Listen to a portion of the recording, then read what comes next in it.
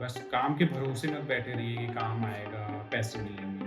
आपकी अगर skills better होगी ना, तो आपको जितना आप डिज़र्व करते हो उससे 10x मिलेगा। अगर आपको आपकी अपनी स्किल्स है ना, तो एक $1000 की वेबसाइट आप $10,000 में सेल कर सकते हैं। तो फाइवर और अपवर्क पे जब आपने प्रोफाइल क्रिएट की, तो उस पर आपको अपना पहला वर्क कैसे मिला? क्योंकि बहुत से लोग होते हैं जिनको पहला वर्क क्रैक करने में ही बहुत सारा समय लग जाता है। एमबीबीएस कॉलेजेस में एडमिशन लेने के लिए। तो उसने मेरे से बोला कि तुम भी आ जाओ, करेंगे दोनों भाई साथ में प्रिपरेशन। तो मैं चला गया। हाँ, 2 भाई दोनों दवाई करेंगे। जब कोई बंदा है, फ्रीलांस करना चाहता है, लेकिन अपने क्रिएटिव स्किल सेट पे बिल्कुल काम नहीं करना चाहता है। उसको दिख रहा है यूएस डॉलर्स, उसको दिख रहा है आईएनआर। जय हिंद दोस्तों, स्वागत है आप सभी का मेरे पॉडकास्ट के एक नए एपिसोड में। पहले तो आप सभी को बहुत-बहुत थैंक यू बोलना चाहता हूँ, दिल से आभार व्यक्त करना चाहता हूँ कि आपने जो प्रीवियस एपिसोड्स हैं, उनमें बहुत अच्छा रिस्पॉन्स दिया है, बहुत ज़्यादा प्यार दिया है। आप में से कुछ लोगों ने मुझसे कनेक्ट भी किया है पर्सनली इंस्टाग्राम पे, तो उसके लिए मैं बहुत-बहुत आपका आभार व्यक्त करता हूँ। तो आज का जो हमारा टॉपिक है, जो आज का हमारा पॉडकास्ट है, ये बहुत ही ज़्यादा स्पेशल होने वाला है। क्यों? क्योंकि ये जो पॉडकास्ट है, ये आज हम पहली बार अपनी लाइफ में ऑनलाइन पॉडकास्ट करने जा रहे हैं। जो आज का हमारा टॉपिक है, वो है सोशल मीडिया।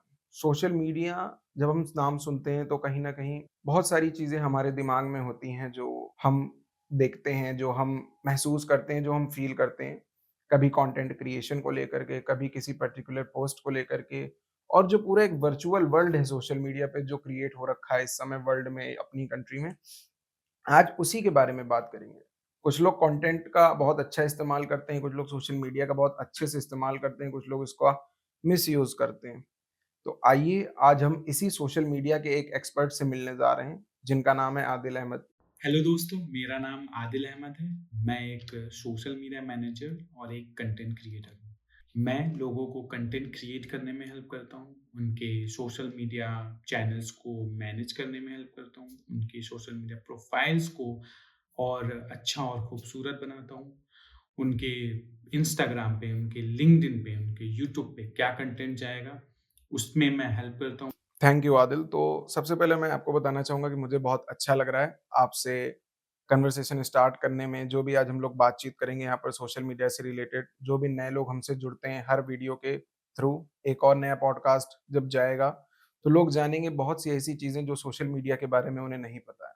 बहुत-बहुत शुक्रिया अर्षित जी, हमको अपनी पॉडकास्ट पे बुलाने के लिए। जब हम बात सुनते हैं सोशल मीडिया की, कहीं न कहीं हमारे ज़हन में सबसे पहले आजकल तो इंस्टाग्राम आता है।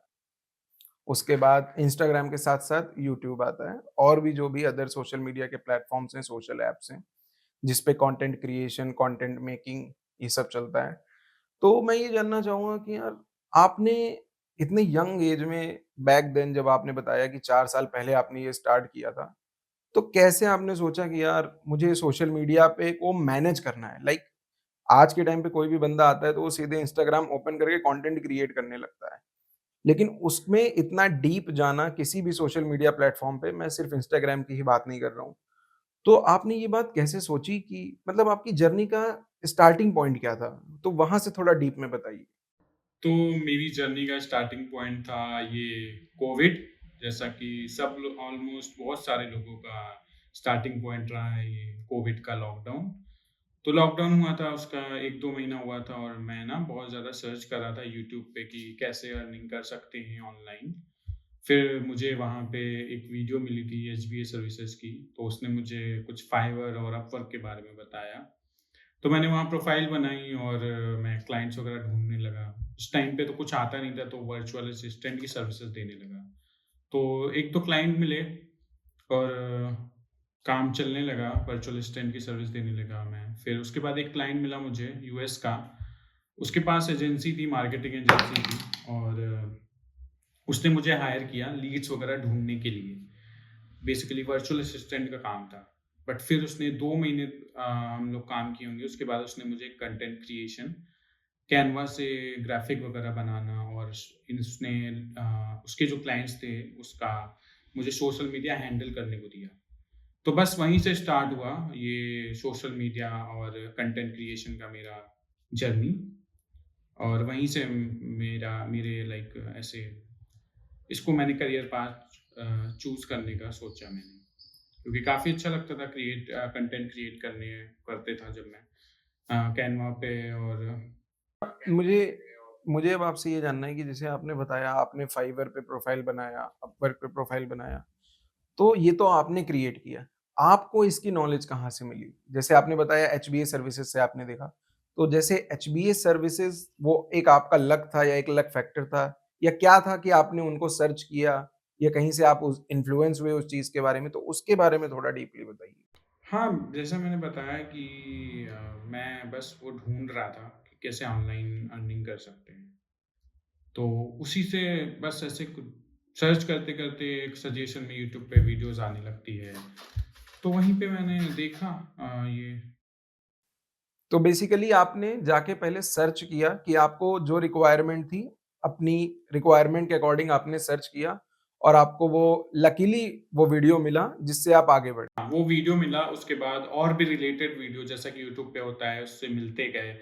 10 और क्रिएटर्स की मैंने वीडियो देखी, 10 और वीडियो देखी, उनसे अलग-अलग चीज़ों की नॉलेज हुई और फिर उसी तरह से मेरा ये सफ़र ऐसे चालू हो गया। क्योंकि जैसे-जैसे मैं वीडियो देखते गया, जैसे-जैसे प्रॉब्लम मैंने फेस की कि अगर मुझे नहीं पता था कि वीडियो कैसे बनाते हैं, कंटेंट कैसे क्रिएट करते हैं, इंस्टाग्राम पे क्या वर्क कर रहा है, कैसे कैसे वर्क कर रहा है, तो मैं बस यूट्यूब कर लेता था उसको और यूट्यूब पे मुझे सारी इन्फॉर्मेशन मिल जाती थी। ठीक है, बहुत-बहुत अच्छा लग रहा है कि आपसे फाइनली अभी काफ़ी टाइम से पॉडकास्ट के लिए हम लोगों ने शेड्यूल कर रखा था, लेकिन टाइम नहीं मिल पा रहा था। हाँ। तो अब मैं देखो आपसे यार आदिल भाई ये जानना चाहूँगा कि आपको तो आपकी जर्नी का स्टार्ट मिल गया, पुश मिल गया। तो जब आपने जर्नी स्टार्ट की तो फाइवर और अपवर्क पे जब आपने प्रोफाइल क्रिएट की, तो उस पर आपको अपना पहला वर्क कैसे मिला? क्योंकि बहुत से लोग होते हैं जिनको पहला वर्क क्रैक करने में ही बहुत सारा समय लग जाता है और उसका रिजल्ट ये होता है कि वो लोग डीमोटिवेट हो जाते हैं। तो ड्यूरिंग दैट प्रोसेस आपने अपने आप को कैसे काम रखा? कैसे अपने आप को कॉन्फिडेंट रखा कि नहीं यार मुझे मिलेगा, डेफिनिटली मिलेगा, I have to be patient enough? तो फाइवर पे अब पता नहीं होता है कि नहीं होता है, बट वहाँ पे एक ऑप्शन आता था पहले कि सर्विस रिक्वेस्ट करने का। तो क्लाइंट्स आते थे, अपनी रिक्वेस्ट डालते थे और हम लोग को एज़ ए फ्रीलांसर वहाँ पे रिप्लाई करना होता था कि हम इतने में और ऐसे कर देंगे ये काम।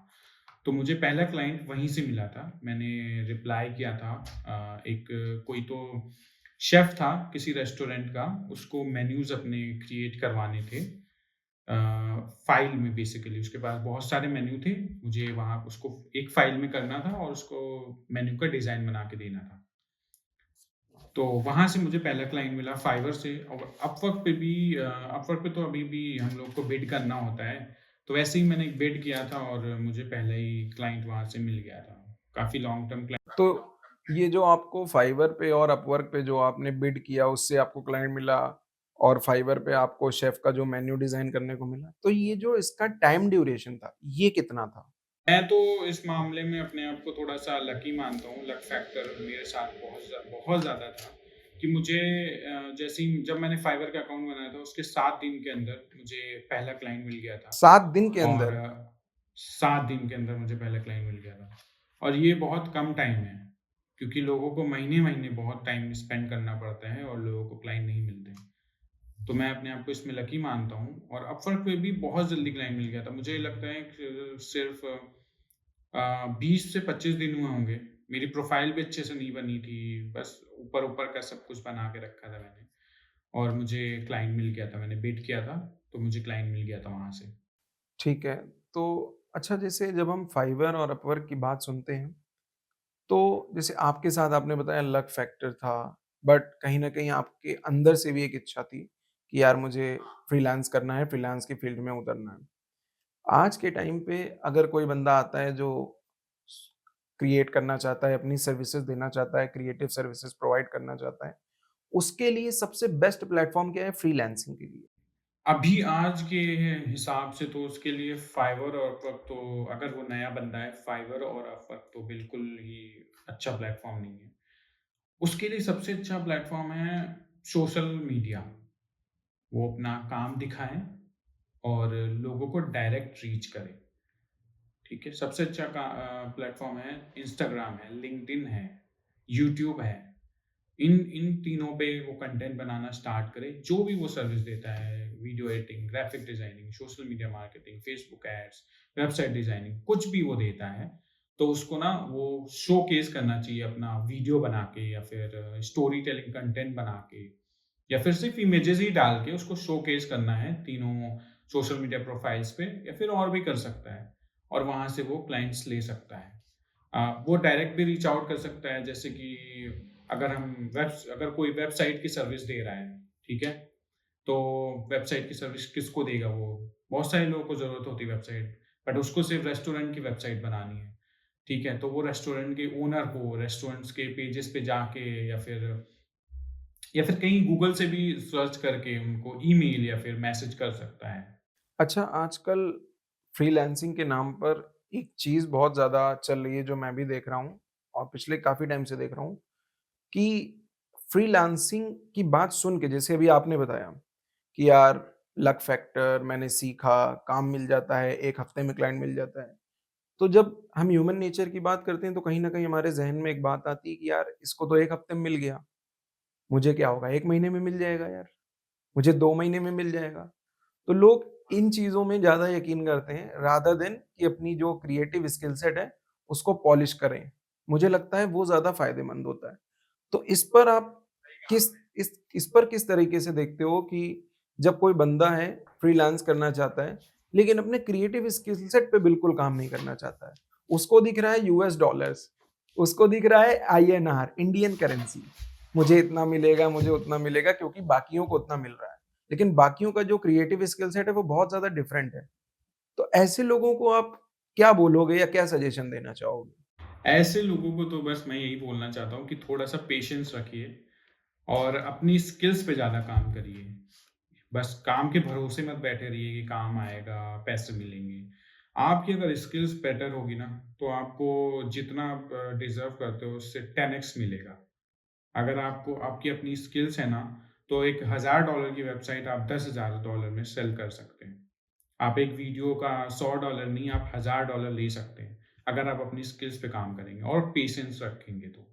और डेफ़िनेटली देने वाले देते भी हैं $1000 की जगह $10,000। हाँ, देते हैं देने वाले और वो ज़्यादा चिक-चिक भी नहीं करते हैं। जैसे अगर कोई जो इंडियन क्लाइंट होता है ₹1000 की वीडियो बनवाता है, उसमें 50 कमियाँ निकालता है, 50 चेंजेस करवाता है। बट यही कोई अगर ₹10,000 दे रहा है, तो वो बहुत ज़्यादा चेंजेस नहीं करवाएगा, बहुत ज़्यादा चीज़ें नहीं बोलेगा कि इसको ऐसे बदलो, उसको वैसे करो। वो आपके ऊपर छोड़ देगा क्योंकि आप एक्सपर्ट हो उसमें। वो एक्सपर्ट नहीं है, इसीलिए वो आपके पास आया है वीडियो बनवाने। अच्छा आदिल भाई, जब हम बात ऐसी सुनते हैं फ्रीलांसिंग की और जो भी अभी हम लोगों ने बात की, तो जब किसी बंदे के पास क्रिएटिव स्किल सेट जो है वो उतना ज़्यादा अच्छा नहीं क्योंकि कुछ-कुछ लोग होते हैं, जो यार वो चीज़ थ्रू आउट द बहुत समय तक वो नहीं प्रोसेस कर पाते हैं अपने अंदर वो चीज़ कि एग्ज़ैक्टली क्लाइंट को चाहिए क्या? स्टार्टिंग में मैं भी बताता हूँ कि जब मैं शॉर्ट फ़िल्म बनाना स्टार्ट किया 2019 में, ठीक है? तो यार मुझे एडिट नहीं आता था, मुझे कैमरा चलाना नहीं आता था, तो मेरा उस समय सिर्फ़ एक गोल था एक्टर बनने का। बट एज़ सून एज़ जैसे-जैसे मैंने अपने आप को इवॉल्व किया around the cinema, around the content creation industry, I found editing very interesting. तो मैं उसको सीखने लगा।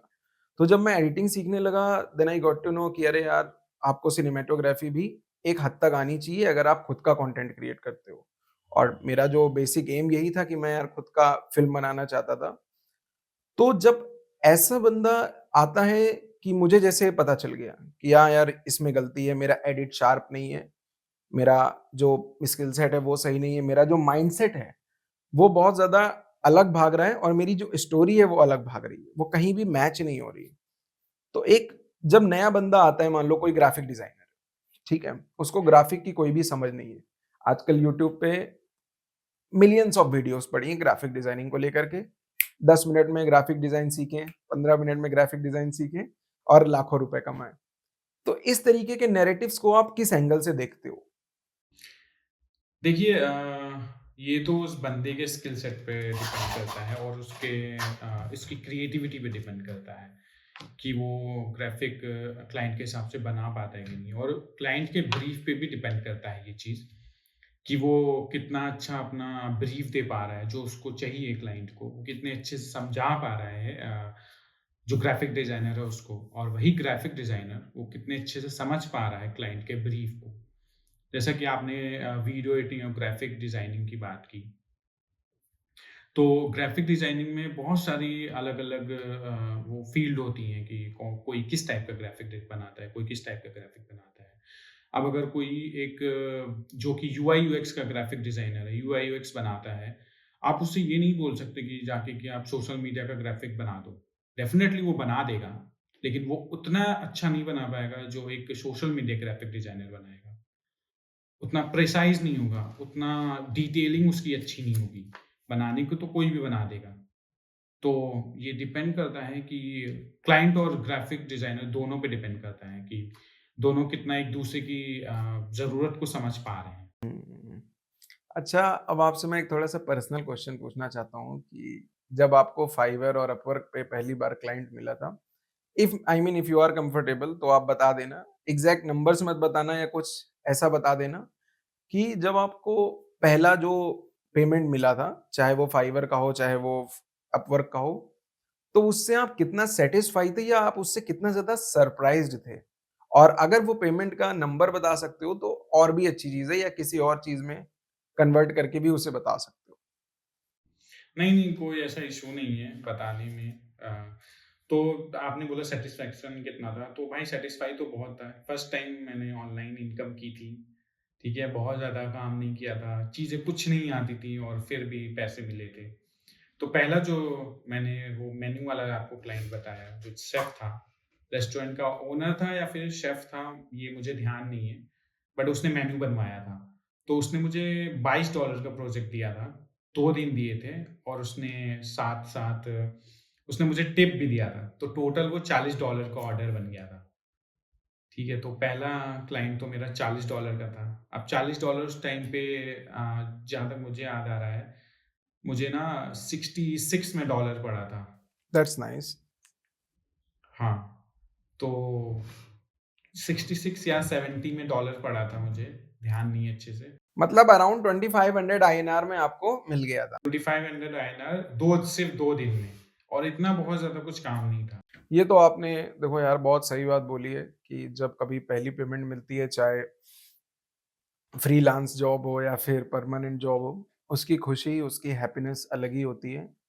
वो इसलिए बोल पा रहा हूँ क्योंकि आफ्टर कोविड जब लॉकडाउन ओपन हुआ था, तो मेरे अंदर भी बहुत ज़्यादा क्यूरियोसिटी थी कि how this industry works, like what is the process, कैसे काम होता है। तो मुझे एक अपॉर्च्युनिटी मिली थी न्यूज़ एडिट करने की।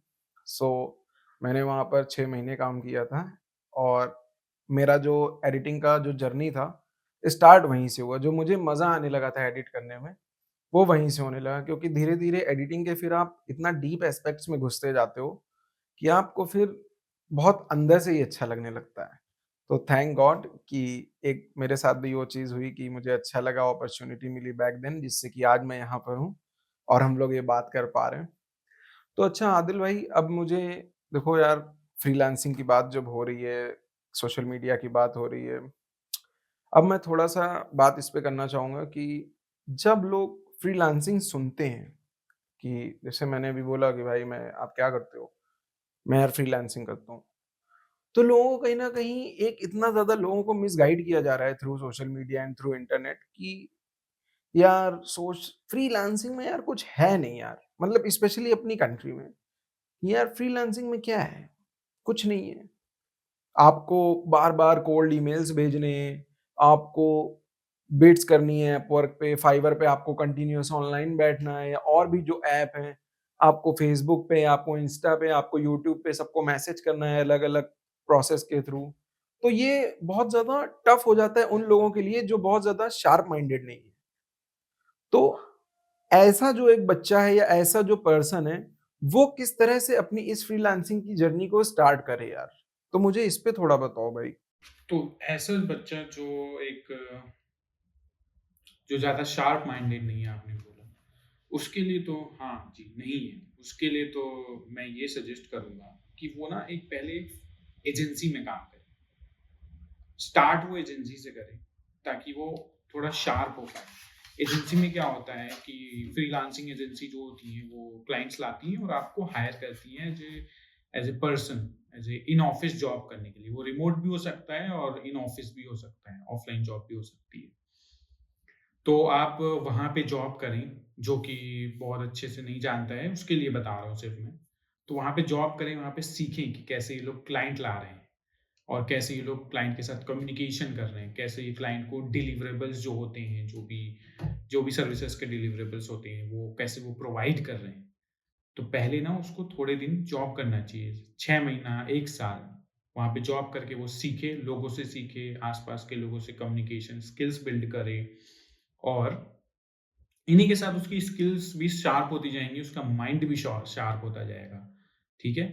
तो उसके लिए उन लोगों के लिए तो मैं यही सजेशन दूँगा, पहले जॉब करें एक लेकिन ये एक एजेंसी में ही जॉब करें, एक प्रॉपर कॉर्पोरेट जॉब में ना जाए, एक फ्रीलांसिंग एजेंसी में ही जॉब करें, ताकि वो उस चीज़ को समझ पाएँ चीज़ों को। और डेफ़िनेटली अगर वो थोड़ा बहुत दिमाग लगाएगा और उसको उसके अंदर भूख होगी ना सीखने की और करने की काम, तो वो बहुत जल्दी सीख जाएगा, 6 महीने में वो सीख जाएगा और फिर वो अपना एजेंसी छोड़ के अब अपना खुद का फ्रीलांसिंग बिज़नेस स्टार्ट कर सकता है, अपनी खुद की एजेंसी बना सकता है।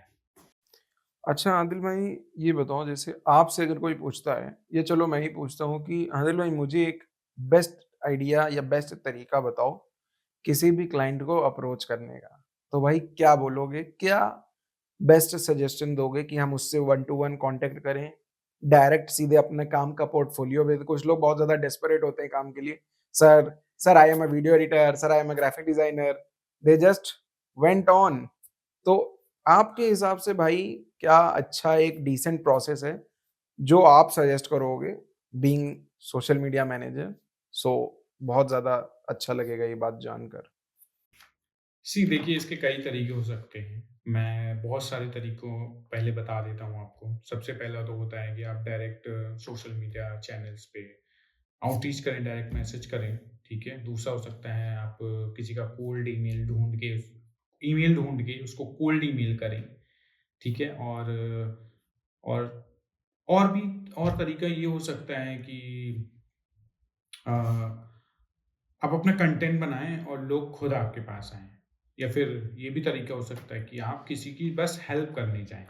उसको सजेशन दें, वो खुद आपकी सर्विस माँग लेगा कि क्या आप ये कर दोगे मेरे लिए? मैं पे करूँगा। ठीक है? तो आप कंटेंट एक तरीका सबसे बेस्ट जो तरीका रहता है, इसमें थोड़ा-सा टाइम लगता है लेकिन ये बेस्ट तरीका रहता है कि आप कंटेंट बनाएँ, उससे लोग खुद आपका कंटेंट देखेंगे और खुद आपको रीच करेंगे।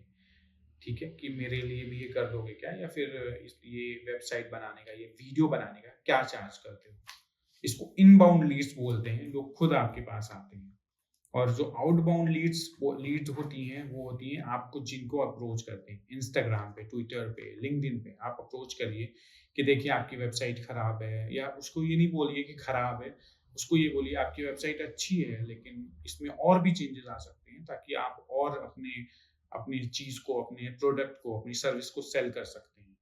तो आप उसको सजेशन दीजिए, फ्री सजेशन दीजिए, कोई चार्ज मत करिए उसका। उसको फ्री सजेशन देंगे, फिर आप उसको अपना फिर लास्ट में आप अपनी सर्विसेज़ सेल कर सकते हैं उसको, बोलते हुए कि ये मैं आपके लिए फ्री में कर रहा हूँ, लेकिन इस चीज़ को अगर आप और अच्छे से करना चाहते हैं, तो मैं इसका इतना चार्ज करूँगा।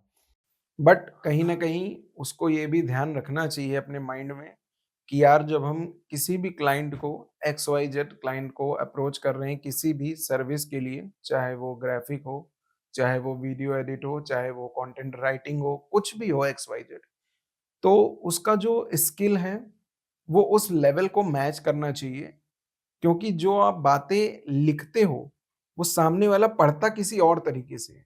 क्योंकि जब आप रैंडमली कोई कंटेंट क्रिएट कर रहा है, एक कंपनी है, एक एजेंसी है, वो कंटेंट क्रिएशन है, वो कंटेंट क्रिएट कर रही है। मल्टीपल एडिटर्स हैं, मल्टीपल ग्राफिक डिजाइनर्स हैं, there are people who are writing content for their agencies. But all of a sudden ऐसे कोई रैंडम ईमेल आता है, कोल्ड ईमेल जिसकी आप बात कर रहे हो कि यार मैं तो आपके कंटेंट को मैंने देखा, I have been following it through months और मुझे लगता है कि इसमें ये चीज़ अच्छी हो सकती है या वीडियो में ये पार्ट कट कर सकते हैं या एक्स वाई जेड कुछ भी अल्टरेशन हो सकता है।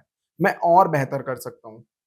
तो यार सामने वाला बोलेगा कि यार मेरा कंटेंट तो बहुत अच्छा चल रहा है, बट स्टिल ये लड़का ऐसे आके बोल रहा है कि यार मैं और बेहतर कर सकता हूँ। इसका मतलब कि इस क्रिएटिव प्रोसेस में कहीं न कहीं कोई लिमिट नहीं है, कोई बाउंड्री नहीं है कि अगर मुझे लग रहा है कि हाँ यार, मैंने ये बहुत अच्छा दिया है, कोई और आएगा वो कहेगा यार ये तो आपने डाला ही नहीं, हाँ, बिल्कुल। है ना? तो कुछ भी कोई कुछ भी क्वेश्चन कर सकता है, क्योंकि जब भी बात क्रिएटिविटी की होती है तो कहीं न कहीं हम लोग ये भूल जाते हैं कि क्रिएटिविटी की कोई कोई स सीमा नहीं लिमिट है। नहीं है, कोई बिल्कुल, सही सीमा कहा नहीं है। आपने। जी। तो बहुत अच्छा लग रहा है मुझे आपसे पहले तो बात करके हुए। मैं एक बार फिर से आपको थैंक यू बोलूँगा, क्योंकि ये सब चीज़ें ऐसी हैं कि लोग बहुत रॉ व्यूज़ जानना चाहते हैं, और आप जो बोल रहे हो वो बहुत ज़्यादा प्रैक्टिकल है, आपकी लाइफ़ में एप्लीकेबल है, और बहुत सारे लोग इस चीज़ को फ़ॉलो भी करेंगे सुन के। अब अच्छा, मैं आपसे जानना चाहता हूँ कि आपका यार बेसिक एजुकेशन क्या है? कि मतलब आपने क्या कर रखा है and what you have been pursuing right now? तो मैंने मेरा बेसिक एजुकेशन जो आप कह रहे हैं, मैंने बीकॉम किया हुआ है गवर्नमेंट डिग्री कॉलेज से, अपनी शहर हरदोई से। और अभी मैं एमकॉम कर रहा हूँ, मास्टर्स डिग्री कानपुर यूनिवर्सिटी से। ओके। सो इसके अलावा भी आपने किसी और चीज़ की, लाइक जैसे बचपन में हम लोग सोचते हैं कि यार बड़े होके मैं ये बनूँगा, बड़े होके मैं इंजीनियर बनूँगा। जैसे मैं अपना बताता हूँ कि जब मैं अपने 10th करने के बाद एक सिटी से दूसरी सिटी में मूव मूव हुआ, तो मैं बहुत ज़्यादा पैशनेट था about BTech and engineering stuff. तो मुझे लगता था यार मैं भी इंजीनियर बन जाऊँगा, जाके एडमिशन लेना है, जेईई निकालना है, आईआईटी जाना है। जो एक कही सुनी बातें होती हैं, क्योंकि एक 10 साल का बच्चा जो होता है वो 15 साल का होता है। 15 14-15 साल का होता है, और उसको एग्ज़ैक्टली ये नहीं समझ आता है कि यार ये जो हम बात कर रहे हैं आईआईटी की, बीटेक की, बहुत ज़्यादा टफ है ये इतना ईज़ी नहीं है, इसके लिए पैशनेट होना ज़रूरी है। तो आपका भी क्या कोई ऐसा एक थॉट था बचपन में यार कि मुझे भी इंजीनियर बनना है या समथिंग लाइक एनीथिंग एल्स? हाँ, अगर आप था तो कंफर्टेबल हो तो मेरा शेयर। बचपन से ऐसा था कि डॉक्टर बनना है। मैं देखता था डॉक्टर्स की बहुत ज़्यादा लोग रिस्पेक्ट बहुत करते हैं। रिस्पेक्ट के साथ-साथ पैसे भी बहुत कमाता है एक डॉक्टर।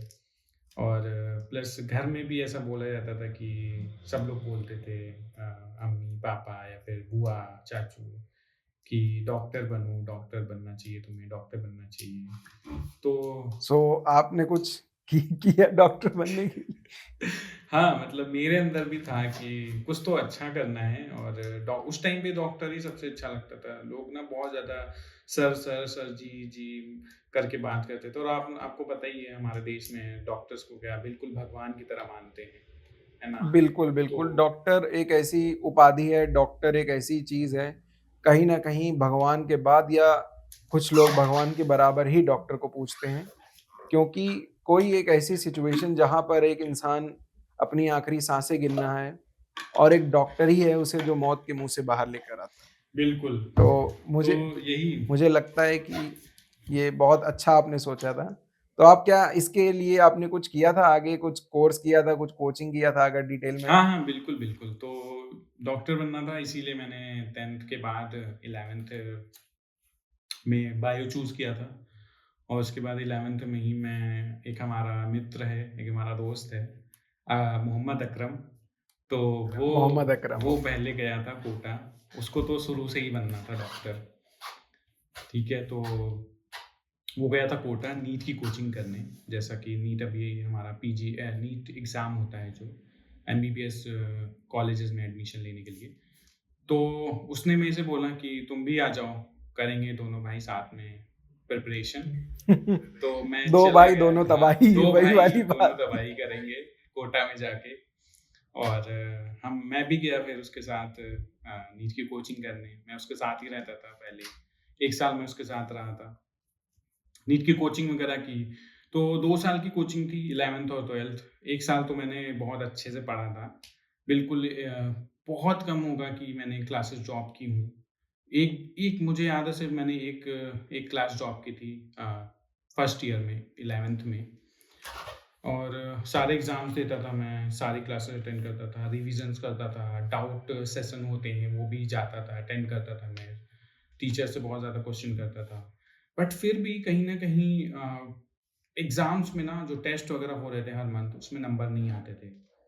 बिल्कुल भी बिल्कुल नंबर नहीं आते थे, ऐसा समझिए कि थोड़े बहुत आ रहे हों तब भी चलता है, ठीक है, होप रहती है कि चलो नेक्स्ट में अच्छा कर लेंगे।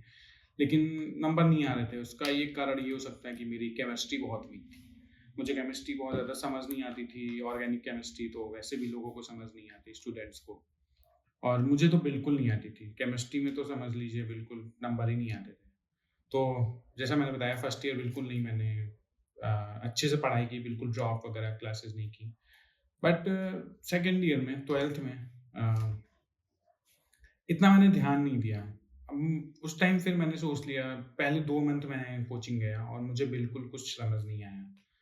कुछ भी समझ नहीं आया उसका। और फिर मैंने सोचा कि अरे यार! क्या कर रहा हूँ? ना मज़े कर पा रहा हूँ, जिस एज में मज़े करने चाहिए उसमें मज़े भी नहीं कर पा रहा हूँ और पढ़ाई भी ढंग से नहीं हो रही है, ना एग्ज़ाम ना टेस्ट में अच्छे नंबर आ रहे हैं। मतलब दोनों में से एक भी चीज़ सही सही से से नहीं नहीं हो रही, हो या रही तो है। मज़ा हो जाए या तो पढ़ाई हो जाए। हाँ, तब मैंने सोचा कि अब ठीक है, अब हो गया जो होना था। फ़ीस तो वापस मिलने वाली नहीं थी, तो फिर मैं वहीं कोटा में रहा और फिर मैंने मज़े करना चालू किया। बिल्कुल, मैं बहुत ज़्यादा 1-2 दोस्त मिल गए थे, एक मेरा रजत वहाँ पे दोस्त था, उसके साथ मैं गेम जाने लगा। बहुत हम लोग काउंटर स्ट्राइक, सीएसगो बहुत फ़ेमस गेम है, उसको खेलता था, हुँ। बहुत हम लोग साथ में और खेलते थे। सबसे सबसे ज़रूरी बात ये भी है कि उस टाइम पर ये सोशल मीडिया का इतना चाल-चलन नहीं था। उस टाइम पे ये सोशल मीडिया बिल्कुल नहीं था क्योंकि उस टाइम पे वो ईयर था जब जियो आया ही था। जब जियो फ्री में डेटा देता था, जस्ट फ्री में सिम देता था, तो उस हाँ, टाइम पे तो कुछ नहीं था। तो इसलिए हम साइबर कैफ़े जाते थे गेम वगैरह खेलने के लिए और घूमते बहुत थे इवन वहाँ पे। इवन मैं भी आपको बताऊँ तो यार आदिल भाई, मैंने लाइफ़ में फर्स्ट टाइम जो यूट्यूब पे प्रॉपर वीडियो है, मतलब 2014 से मैंने यूट्यूब का आइकन देख रखा है कंप्यूटर्स में, एंड जो भी उस समय नए-नए एंड्रॉयड फ़ोन लॉन्च हुए थे। बट कभी यूज़ नहीं किया था क्योंकि इंटरनेट इतना ज़्यादा एक्सेसिबल नहीं था ईज़िली। मैंने प्रॉपर 10 मिनट से ज़्यादा का वीडियो पहली बार अपनी लाइफ़ में यूट्यूब पर 2018 के लास्ट में देखा था, अराउंड दिसंबर के महीने में, या ऐसा बोल लो कि 2019 के महीने में। 2019 में जनवरी के महीने में, मतलब मुझे कभी-कभी सोच के बहुत हँसी आती है और सोच के बहुत दुःख होता है कि इंडिया में ही रह के एक बॉम्बे का लड़का या एक दिल्ली का लड़का 2014, 2013, 15 में उन लोगों के पास एक एक्सेसिबिलिटी थी। मैं ये नहीं बोलूँगा कि जितना ईज़ी आज है हर किसी के लिए उतना ईज़ी था, बट कहीं न हाँ, बट कहीं न कहीं सिटी जो होती है वो आपकी मैटर करती है। बिल्कुल। ठीक है? बैक बैक देन 2016 तक मैं एक ऐसी सिटी में था जहाँ पर बेसिक जो टेक्नोलॉजीज़ होती हैं, जो हम जिस स्कूल में मैं पढ़ा था, वहाँ पर भी आप भी जानते हो, ख़ैर आप भी उसी स्कूल के ही हो। सो सो वो चीज़ें जो हैं आज भी मुझे बहुत ज़्यादा कभी-कभी बुरा लगता है कि यार फ़ीस तो हम लोग पूरी ही दे रहे थे और सभी चीज़ें पूरी कर रहे थे, बट वो टेक्नोलॉजी हमारे पास नहीं थी हुँ, कह सकते कि हैं। काश हम वो चीज़ एक्सेस कर पाते, क्योंकि आज जो बच्चा 10th में है, 12th में है, 8th में है, इवन 6 में है, उसके पास ही कुड अपना फ़ोन है। डेवलप। हाँ, मतलब वो अपना एक बहुत ही अच्छा सोशल मीडिया करियर बना सकता है। He can design throughout his whole schooling journey. भाई वो 8th क्लास से या 8th क्लास से, जो भी अपना आप बोल लो यार, 8वीं क्लास से वो चालू कर सकता है अपना कंटेंट क्रिएशन, जो भी उसको मज़ा आती है। और और लोग वो बना रहे मतलब हैं। हाँ, और लोग बना रहे हैं और वो 5 साल में खत्म कर देगा वो। मतलब उसको लिटरली किसी डिग्री की भी ज़रूरत नहीं पड़ेगी। And if I am not wrong, अगर वो कंसिस्टेंट रहेगा। क्योंकि आप भी तो यही जानते हो और आप भी तो यही बताते हो यार कि being a social media manager, the most important thing is consistency. Social media पर ग्रो करने की सबसे बड़ी जो ताकत क्या है, वो कंसिस्टेंसी ही है। मैं एक वीडियो डालूँगा और साल भर बैठा रहूँगा यार कि मैंने तो बहुत गज़ब वीडियो बनाई है। भाई चलेगा? आप बता दो। नहीं चलेगा ना। सो यही चीज़ है कि आज के टाइम पे जो बच्चों के पास इतना ईज़िली एक्सेसिबल चीज़ें हैं, मेरे टाइम पे और हमारे टाइम पर नहीं थी यार। तो मुझे ये बहुत बुरा लगता है। बट इसको साइड करते हैं। अब मुझे अच्छा ये जानना है कि जैसे बहुत से लोगों को बताते होंगे, पहली बार जब लोगों ने सुना होगा, यार आदिल फ्रीलांसिंग करता है, यार आदिल फ्रीलांसिंग करता है। तो लोगों का, सोसाइटी का क्या इम्पैक्ट था और वो किस तरह से रिएक्ट करते थे? तुम्हारी सोशल, मतलब जो भी था सोशल मीडिया का, फ्रीलांसिंग का, उस पे कैसे रिएक्ट करते थे? देखिए, लोगों को तो उस टाइम पे इस बारे में कुछ पता ही नहीं था कि ये फ्रीलांसिंग भी ऐसा कुछ होता है। उनको बस इतना पता था कि कोई बाहर की कंपनी है, मैं उनके लिए काम करता हूँ एज़ ए जॉब। और बहुत सारे लोगों को नहीं पता था ये चीज़ें। और तो उनका कोई ऐसा कुछ ख़ास रिएक्शन नहीं था। मैंने बस दोस्तों को बताया था। तो वही लोग पूछते थे कि कैसे कर सकते हैं? उन लोगों ने अपना-अपना पूछा कि हम कैसे कर सकते हैं? हम कैसे बना सकते हैं? तो बहुत सारे लोगों की मैंने हेल्प भी की थी। कुछ लोगों की मैंने हेल्प नहीं की, क्योंकि वो अपना काम कर ही नहीं रहे थे। जो मैं उनसे कह रहा था कि ये कर सकते हो, तुम वो कर सकते हो, तो वो कर नहीं रहे थे। वो चाहते थे कि उनको थाली में परोस के दिया जाए, जो कि इम्पॉसिबल है, ऐसा नहीं करना चाहिए। ऐसा कोई नहीं करता है। In a world full of social media जहाँ पर इतनी ज़्यादा चीज़ें हैं, क्रिएटिव स्किल सेट है, डिफरेंट माइंडसेट्स हैं, बहुत सारी डिफरेंट डिफरेंट प्रोसेस है, जर्नीज़ हैं। किसी को ज़ीरो से हीरो बनना है, कोई ऑलरेडी हीरो से ज़ीरो बन चुका है। तो ये सब चीज़ें बहुत ज़्यादा देखनी पड़ती हैं सोशल मीडिया पे। बट अपार्ट फ्रॉम दैट, आज अगर आपसे कोई रैंडम बंदा आके पूछे कि आदिल भाई 4 साल से आप सोशल मीडिया कर रहे हो, you have earned a lot money, आपके अकॉर्डिंग या आपके अकॉर्डिंग नहीं भी, आप उससे सैटिस्फाई हो, नहीं सैटिस्फाई हो, वो एक डिफरेंट मैटर है। अगर आज कोई बंदा आपसे आके बोलता है कि आदिल भाई मुझे सेम काम करना है जो आप कर रहे हो, तो यार उसके लिए 3 स्टेप्स बता दो बहुत शॉर्ट में कि बस इन-इन चीज़ों पर ध्यान दो और चीज़ें तुम्हारे लिए अब और आसान हो जाएँगी। ठीक है, तो सबसे पहले तो वो एक कोई अपनी पसंद की स्किल्स सीखे, जो उसको जिसमें सीखने में और करने में उसको मज़ा आ रहा है। दूसरा, वो अपना काम लोगों को दिखाए, ठीक है? लोगों को दिखाए अपना पोर्टफ़ोलियो बना के, या फिर अपना सोशल मीडिया पे कंटेंट बना के, या फिर जो आस-पास के लोग हैं, उनसे पूछ के कि आप वीडियो बनवाओगे क्या? आप ग्राफ़िक बनवाओगे क्या? ठीक है, 2 स्टेप हो गए। तीसरा स्टेप है कि वो ना किसी के लिए फ्री में काम करे, क्योंकि वो बिगिनर है, उसके पास खोने के लिए कुछ नहीं है और पाने के लिए सब कुछ है, ठीक है? पाने के लिए तो पूरी दुनिया पड़ी है। तो वो ना सही बात है किसी के क्योंकि लिए फ्री में काम करे, जिसको भी नीड है उसको एज़ ए क्लाइंट वो देखे। वो ये ना देखे कि मैं इसके लिए फ्री में काम कर रहा हूँ। वो बस ये देखे कि ये मेरा क्लाइंट है, ये मुझे सिखा के जाएगा। जस्ट टू लर्न, उसको वो काम करना चाहिए। उससे उसको सीख मिलेगी, उसको लर्निंग मिलेगी और प्लस उसका पोर्टफोलियो बिल्ड होगा उस चीज़ से। तो ये 3 स्टेप बोल सकते हैं कि ऐसे वो स्टार्ट कर सकते हैं। किसी किसी भी बंदे के लिए जो आज के टाइम पे फ्रीलांसिंग स्टार्ट करना चाहता है, जो भी इन्होंने पॉइंट्स बताए, उन पर ध्यान देते हुए वो काम अगर करेगा तो मैं कह रहा हूँ गारंटी से कि वो डेफ़िनेटली बहुत कम समय में बहुत ज़्यादा चीज़ें लर्न कर लेगा। क्योंकि जब कोई किसी काम को स्टार्ट करता है तो उसे ज़्यादा टाइम लगता है। लेकिन अगर यही बचपन से या एक ऐसे टाइम पे जब मैं छोटा था या when I was too young, even I today I am not that old, but जब मैं और भी ज़्यादा यंग था, तो अगर कोई मुझे वीडियो एडिटिंग से रिलेटेड एक पूरा गाइडेंस मिल जाता या आदिल भाई को अगर किसी भी और भी इसी चीज़ से रिलेटेड गाइडेंस मिल जाती अच्छी, तो मुझे लगता है शायद और चीज़ें और भी बेटर हो जाती। मतलब जहाँ है वहाँ तो है ही, बिल्कुल। लेकिन थोड़ा-सा और अपलिफ्टमेंट हो जाता। हाँ, किसको बुरा लगता है, और क्या। ठीक है? सो आदिल भाई बहुत अच्छा लग रहा है यार आपसे बात करके, बट क्या है कि हमें व्यूअर्स को भी देखना है। हाँ, हमें अपने तो टाइम का मुझे भी बस अब ध्यान आपसे रखना ये है। जानना है, हाँ, कि मुझे भाई ये जानना है कि what is your ultimate goal? भाई आपका अल्टीमेट गोल क्या है इस समय? तो अल्टीमेट गोल तो यही है कि अभी तो फ्रीलांसिंग है अपना, और उसके बाद इसी में सोशल मीडिया फील्ड में ही एक एजेंसी स्टार्ट करनी है। ठीक है, मैं और लोगों को हायर करके क्लाइंट्स लाके उनसे काम करवाऊंगा, उनको गाइड करूंगा, उनको सिखाऊंगा, और उसी से अपनी अपनी भी अर्निंग कुछ हो जाएगी। बाकी मैं ये भी ट्राई कर रहा हूँ कि थोड़ा बहुत यूट्यूब पे कंटेंट स्टार्ट करूँ, जैसा आपने मुझे बहुत अच्छे से समझाया था उस दिन कि YouTube is the king of content. हमें वहीं पे कंटेंट बनाना चाहिए मोस्टली।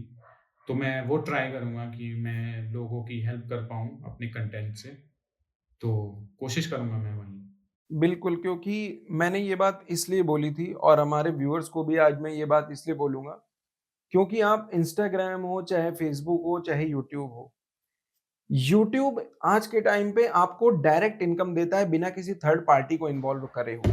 हाँ, बिल्कुल सही कहा आपने। और किसी भी सोशल मीडिया प्रोफ़ाइल पे इनकम नहीं आता है। यूट्यूब आपको एक सर्टेन जगह बताता है, यूट्यूब आपको एक सर्टेन स्पेस देता है कि उसकी जो कुछ रिक्वायरमेंट्स हैं, आप वो पूरी करो and you will get your bread and butter as much as you want.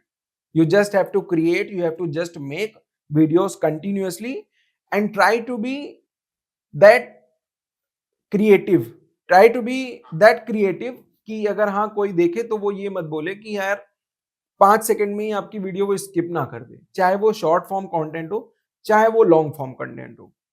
सो आदिल भाई बहुत बहुत थैंक यू कि आज आपने इतना ज़्यादा टाइम दिया, क्योंकि आजकल जो भी सोशल मीडिया पे चल रहा है, मुझे लगा है आपको यहाँ पर इसलिए बुलाना चाहिए।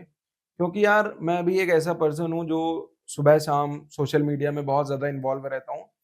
एक टाइम पे मैंने इतना लर्न किया है सोशल मीडिया से और अभी मेरा फिर से वही फ़ेज़ चालू हो चुका है कि अभी भी मैं बहुत ज़्यादा सीखना चाहता हूँ। मुझे ऐसा लगता है मैं इस समुद्र में एक तिनका भी नहीं हूँ। तो बस इसीलिए मैंने आपको बुलाया, क्योंकि मुझे ये था कि जितनी जानकारी आपको है, जिस तरीके से आप समझाओगे, कहीं न कहीं व्यूअर्स का जो एक पर्सपेक्टिव होगा, जो आपकी बातों द्वारा एक नैरेटिव सेट होगा, वो बहुत ज़्यादा पॉज़िटिव होगा। वो ऐसा नहीं होगा कि वो किसी भी चीज़ को ऐसा लगे कि आपने जो बातें बोली हैं, वो थोड़ी-सी फ़िल्टर्ड हैं। आपने जो भी बोला है, वो अनफ़िल्टर्ड है, नेचुरल है, रॉ है। कोई बंदा आएगा, इन बातों को सुनेगा, लाइफ़ में एप्लाई करेगा, डेफ़िनेटली वो आगे बढ़ेगा। हाँ जी। सो थैंक यू सो एक much. Last message. Thank you so much Suryakant भाई। आपने हमको अपनी पॉडकास्ट पे बुलाया और मेरे जो भी थॉट्स थे, मेरी जो बातें थी, वो लोगों के साथ शेयर करने का मुझे मौका दिया। इससे पहले तो मैं कोई भी कंटेंट या फिर कोई भी ऐसी इस टाइप की बातें ज़्यादा किसी से नहीं किया हूँ, तो मुझे भी बहुत अच्छा लगा। मुझे जो मेरी नॉलेज थी वो मैं शेयर कर सका। तो आदिल भाई बस एक लास्ट मैसेज हमारे व्यूअर्स के लिए। तो लास्ट मैसेज तो यही है कि आप अगर फ्रीलांसिंग में या जो भी काम कर रहे हैं तो उसको उसमें ना कंसिस्टेंसी बनाए रखिए। कंसिस्टेंसी से अगर आप काम करेंगे और उसको लगातार करते जाएँगे, हार नहीं मानेंगे, तो बिल्कुल आप किसी भी फ़ील्ड में हों, फ्रीलांसिंग में क्यों ना हो, आप बिल्कुल उस सक्सेस को अचीव करेंगे और बहुत जल्दी अचीव करेंगे। बस। बिल्कुल, जो इन्होंने बोला आज, वो बहुत अच्छा बोला, उसमें कोई भी पर्दा नहीं था, कोई भी ऐसी बात नहीं थी कि इन्होंने कहीं से सुनी हो या पढ़ी हो। जो भी आज आदिल ने बताया है, वो अपने अंदर के एक्सपीरियंसेस, अपनी लाइफ़ के एक्सपीरियंसेस को बताया है and I am damn sure कि आप लोग जब इन बातों को सुनेंगे, इन बातों को देखेंगे, अपनी लाइफ़ में अप्लाई करेंगे, तो आपको भी एक जो रिज़ल्ट मिलेगा, वो पॉज़िटिव मिलेगा। कहीं न कहीं जब भी हम सोशल मीडिया की बात करते हैं, हमारे ज़हन में सबसे पहले आता है पैसा। तो डेफ़िनेटली आपको इंडिया में क्या पूरे वर्ल्ड में किसी न किसी सोशल मीडिया प्लेटफ़ॉर्म के थ्रू आपको मनी अर्न करने की अपॉर्च्युनिटी मिल ही रही है।